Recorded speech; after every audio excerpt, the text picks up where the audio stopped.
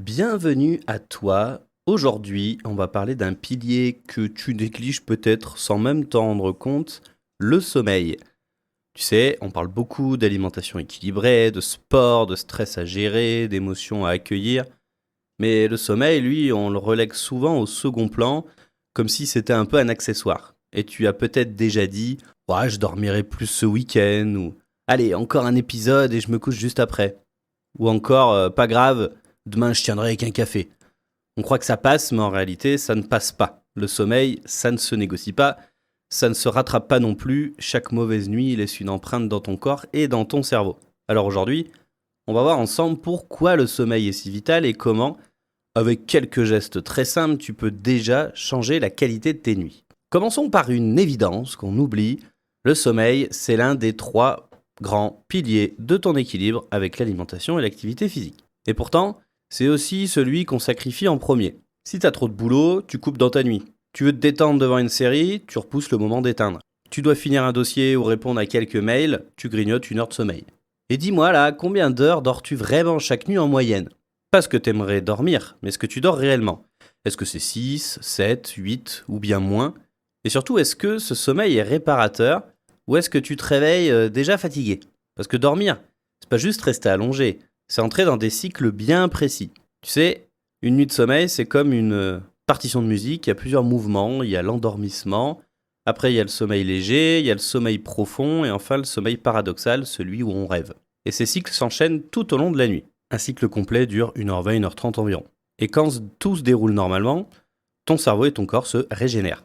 Mais si ces cycles sont interrompus par le stress, par les écrans, par des réveils nocturnes, tu peux passer 8 heures au lit et te réveiller complètement épuisé.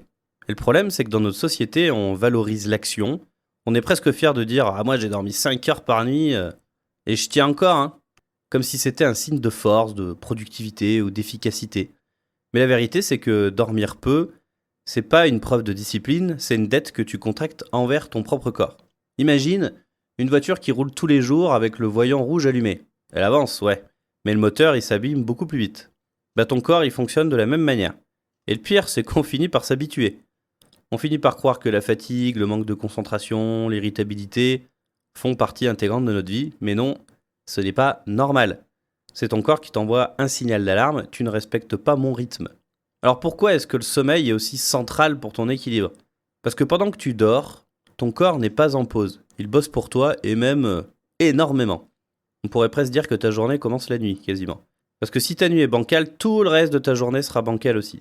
Le premier rôle, c'est au niveau de l'apprentissage et de la mémoire. La nuit, ton cerveau trie. Il passe en revue toutes les informations reçues dans la journée, il fait du ménage, il garde l'utile, il efface l'inutile, un peu comme si tu rangeais ta boîte mail, tu archives ce qui est important et tu jettes les spams. Résultat, quand tu dors bien, tu retiens mieux. Et c'est pendant le sommeil que les souvenirs passent de la mémoire à court terme à la mémoire à long terme.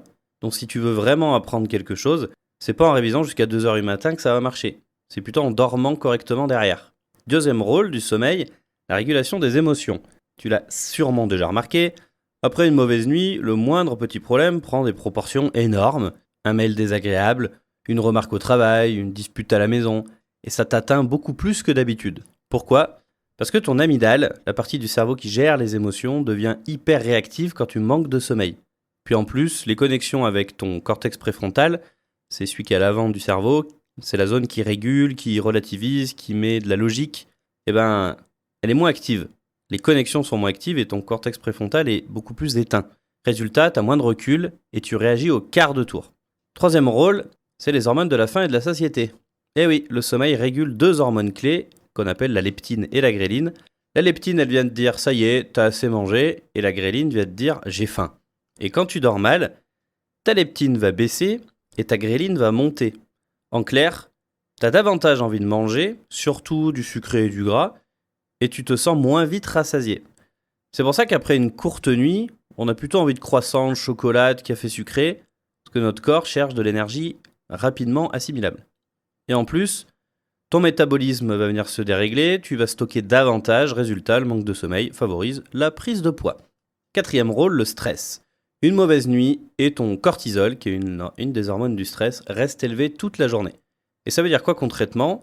C'est que tu es en mode alerte en permanence. Ton cœur bat plus vite, ton corps sécrète du sucre dans le sang pour te donner de l'énergie rapidement, ton système nerveux est en tension et toi tu te sens fatigué, mais incapable de décrocher. Autre rôle, l'immunité. La nuit, ton corps fabrique des cellules immunitaires, les fameux lymphocytes qui te défendent contre tous les petits microbes. Et si tu dors mal, tu tombes malade plus souvent. D'ailleurs, une étude a montré que les personnes dormant moins de 6 heures par nuit avaient 3 fois plus de risque d'attraper un rhume qu'une personne qui dort 7 heures. Et il y a juste 1 heure de différence entre les deux. Dernier rôle, on pourrait parler de la réparation physique. Pendant le sommeil profond, ton corps répare ses tissus, libère l'hormone de croissance et recharge tes muscles. C'est pour ça que le sommeil est vital pour les sportifs, mais en fait pour tout le monde. Parce que chaque jour, ton corps subit des micro-dommages qu'il doit réparer la nuit quand tu dors.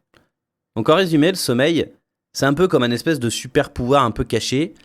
Et il y a un chercheur qui s'appelle Matthew Walker, il l'appelle d'ailleurs le super pouvoir oublié de l'humanité. Et il a raison, sans lui, tout ton équilibre se dérègle.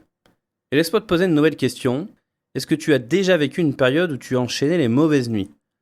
Tu as dû remarquer que très vite, tu avais moins d'énergie, moins de patience, plus d'envie de sucre, plus de mal à te concentrer.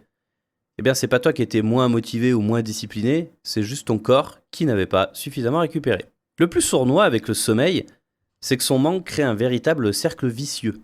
Et une fois que t'es pris dedans, c'est un peu difficile d'en sortir, mais pas impossible. Imagine une journée type après une mauvaise nuit. Tu te réveilles fatigué, tu traînes un peu, t'as du mal à émerger, qu'est-ce que tu fais ? Tu prends un café. Sucré, généralement. Mais même sans ça. Ton énergie remonte, mais retombe très vite. Alors tu prends un deuxième café ou un encas sucré pour tenir. Le problème, c'est que ce sucre te donne un pic d'énergie qui va redescendre aussitôt. Et tu replonges dans la fatigue, ton humeur devient instable, tu t'énerves plus facilement, tu perds patience pour des broutilles.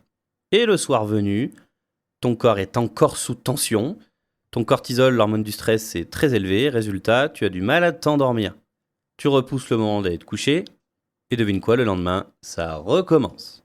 Est-ce que tu as déjà vécu ça ?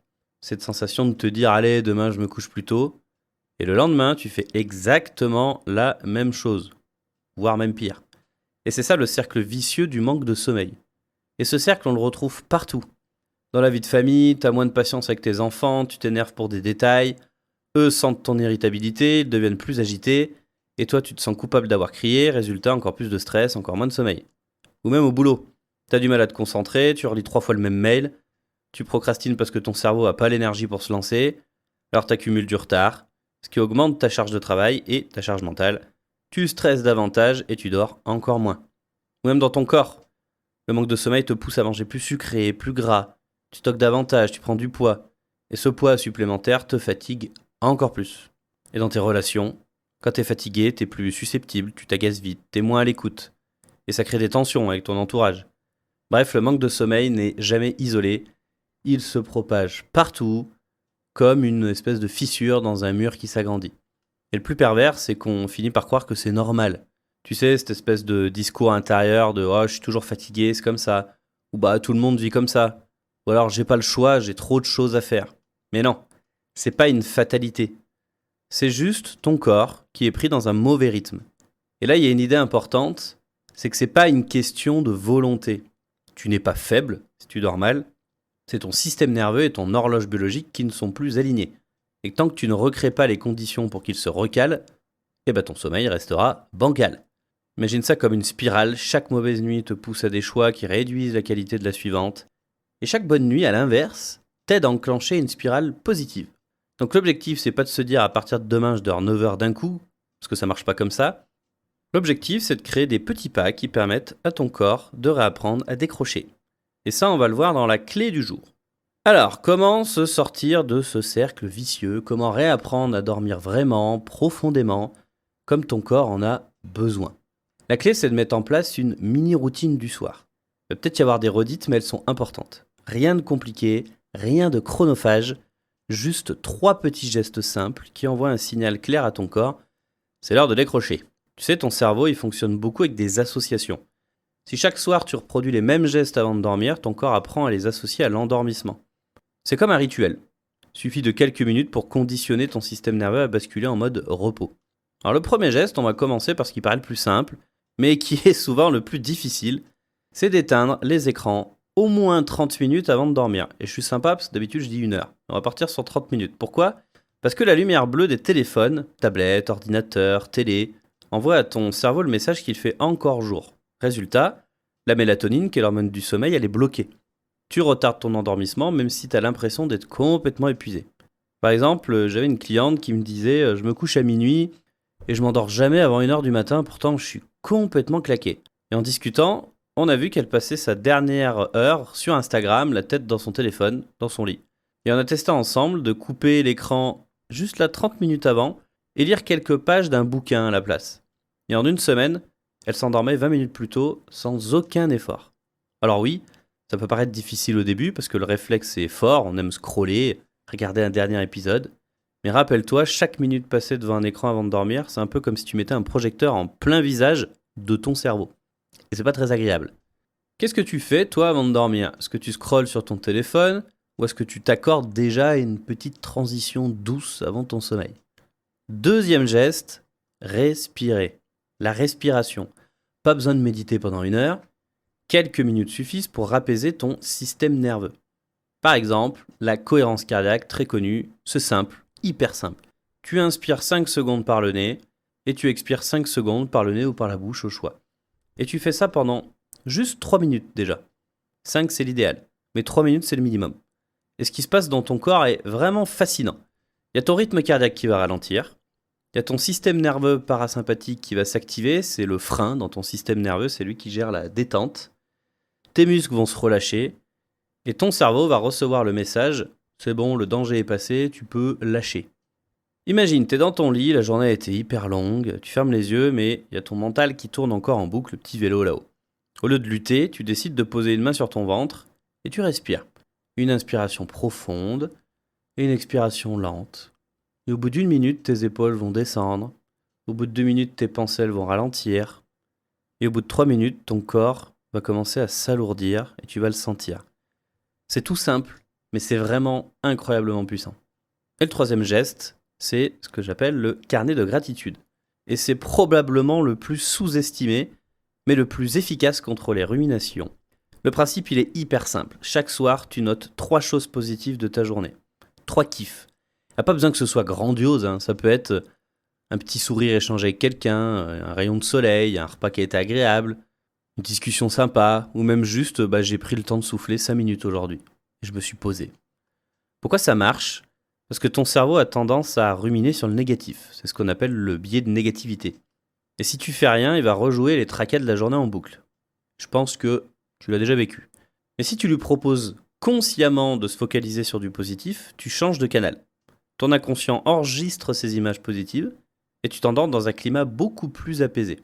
J'avais un client qui me disait « Je m'endors toujours en pensant à ce que j'ai pas fait dans ma journée ».